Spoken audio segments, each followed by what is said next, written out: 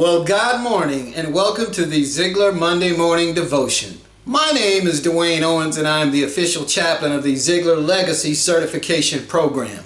Now, this morning we take our encouraging text out of the book of Psalms, chapter 37, verse 25, and it reads this way. I have been young, and now am old, yet I have not seen the righteous forsaken, nor his descendants begging bread.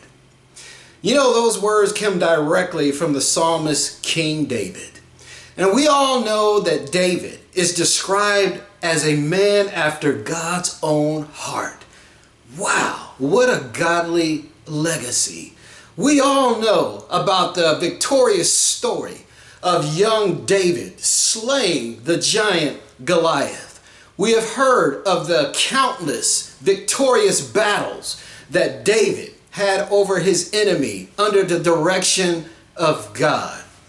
And we all know how much David poured out his heart to God on a regular basis.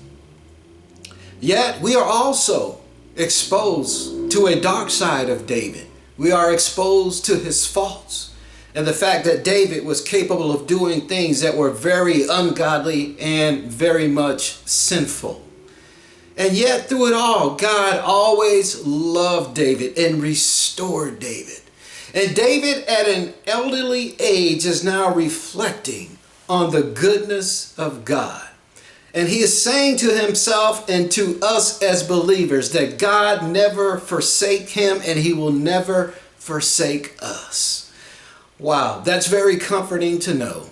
Because I know that I have a way of messing things up, and you probably have too.